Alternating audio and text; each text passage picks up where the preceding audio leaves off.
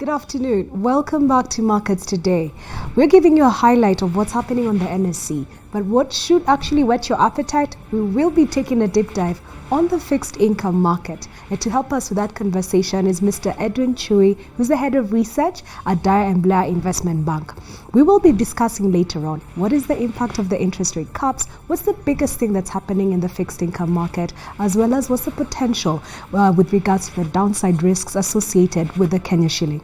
But before that, let's head over to Tanzania and see what's happening there, George, with regards to the Kenyan banks in Tanzania. Yes. The Bank of Tanzania, which is the country's central bank, has fined Diamond Trust Bank, Tanzania, a fine of Tanzanian shillings 1 billion. 1 billion Tanzanian shillings. That's equivalent to $500,000, just roughly a close one. $500,000. Okay, so not too punitive. But what is the offense? It's not too punitive. The offense is just the bank has repeatedly ignored the central bank's order to have an in-country data center. What does an in-country data center mean? Do they need to collect data from Tanzania only? Data center, in simple terms for our viewers, is where banks store the data on customer transactions in other aspects of their businesses. Yes. So it's very important that they, I think from a central bank's perspective, that it's very important that these data centers sit in country so that they can access them when they want to. Okay. Yes. But you know, the thing is, in Tanzania, George, you really do not want to make the central bank you don't want to be on the offensive. Because even yesterday, there was news that came out. They fired the CEO of the Tanzania Investment Bank. So he pissed off some people in the the class of political elite, and they said that he has not been meeting the financial returns that are required. He was fired over the weekend. Can you imagine that? It just shows you the fact that government interventions and government discounts in Tanzania is so high. It comes to the fact that there's a lot of regulatory and policy uncertainty, regulatory uncertainty. You don't know when the government is going to intervene. You just have to be on the straight and narrow.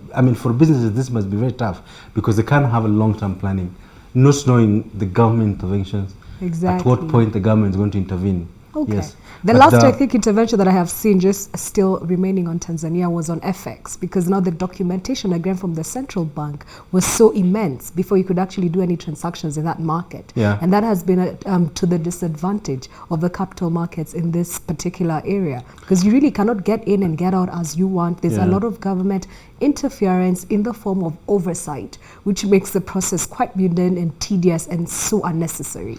Yeah, I think for me, since the President Magufuli came, it's been a bit of a battle for businesses, especially for external businesses trying to operate in Tanzania. And SMEs existing. And SME existing. I think it's been a battle for them trying to figure out government interventions. Is too much government good? Is less government good? Obviously, for the private sector, less government is good. But we need to see that. And I think, for me, going forward, if they sustain these policies, I think Tanzania is going to struggle to attract foreign capital. It certainly they will. It certainly is. And you just see, the fine, it's not a big fine. But just the element it's not a big fine. Okay, interesting.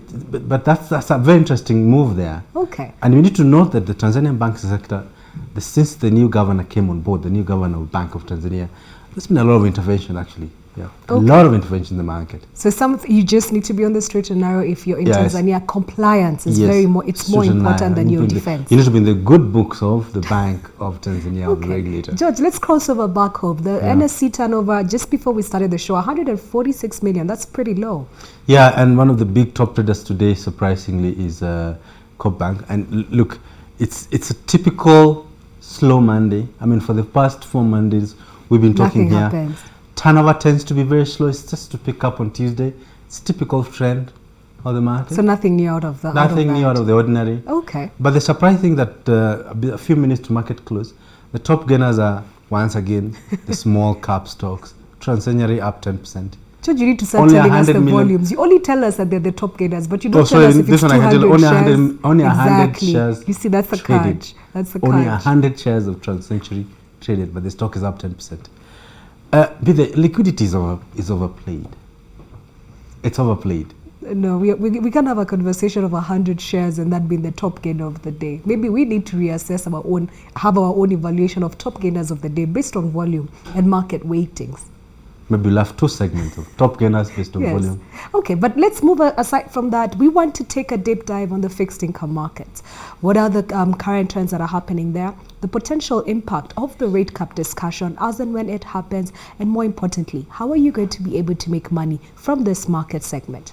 To help us with this conversation is Mr. Edwin Churi. He is the head of research at Dyer & Blair Investment Bank. We take a short break, and remember, we are streaming live on YouTube. Don't go anywhere. See you back in a few seconds.